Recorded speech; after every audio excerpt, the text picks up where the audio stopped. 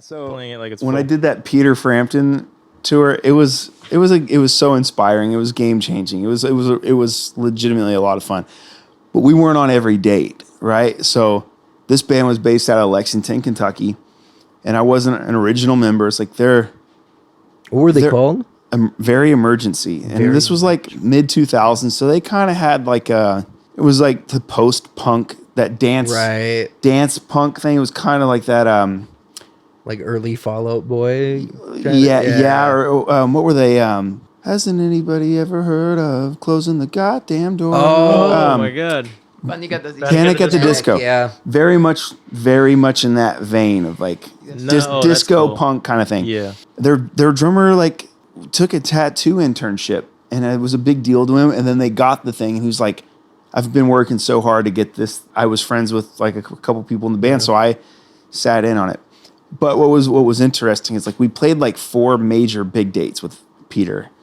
We opened for him in Atlanta, Detroit, and then we did 2 shows in Jersey. One was like kind of outside of New York City, and one was on the Jersey Shore at Bruce Springsteen's club, which was really cool. Damn, nice. Anyway, those were really spread out. Atlanta to Detroit, and then to New Jersey.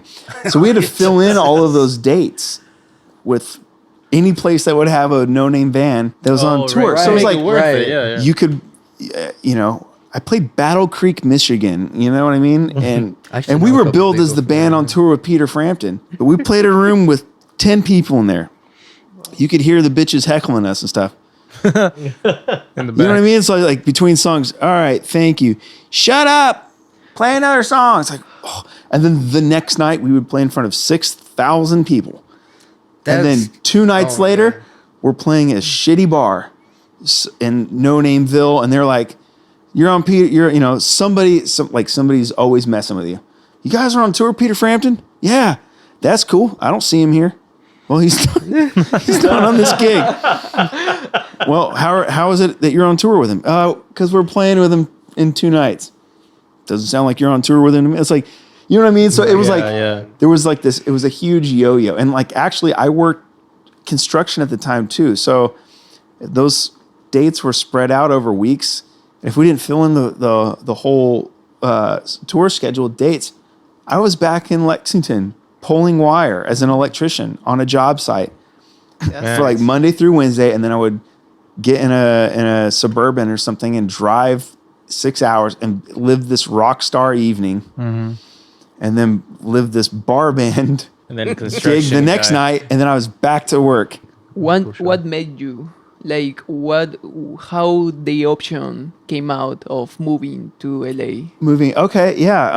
I kind of had one foot in and one foot out of like where I grew up. Like I had the spark and the energy for an adventure, but I wasn't brave enough to dive in head first yet. So I was. For the most part, I was self-taught. Like I did have a few teachers, but nobody guided me along the way. Like I learned how to read in school, and I learned how to play drums listening to records. And I had a few guys teach me a few things along the way, but I was predominantly self-taught. And I would go and play in Nashville, and I was a big fish in a very, very small pond. I was a really good drummer for working construction where I grew up. You know what I mean? But I wanted more. I was eager for it.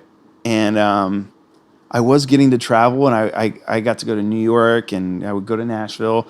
I came here once when I was 18, and I thought it was amazing, but I knew that if I moved here, I needed to have some sort of support system. I needed to come here with a legit plan, because otherwise, if I would have moved here, I would have gotten a construction job and just done the same thing that I've done everywhere else. Exactly. Developed a coke habit.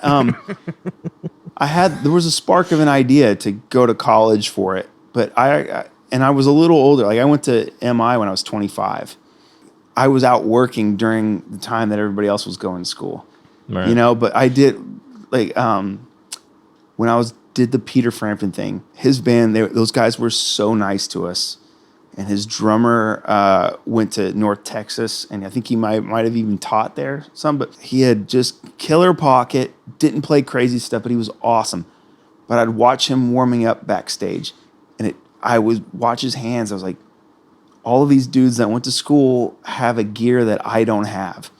and it's not something that I'm going to be able to teach myself. It's like I had it was like in a small way, it was like an identity crisis. It's like, am I going to be a construction worker? Right. Or am I going to be a fucking drummer? Right. And I'm watching the guys that were real drummers. And it's like, I could play like them on stage, but it was like, there was a depth of knowledge. There was a depth to what they were capable of doing that I would watch them do. And I go, whatever that is, I want it.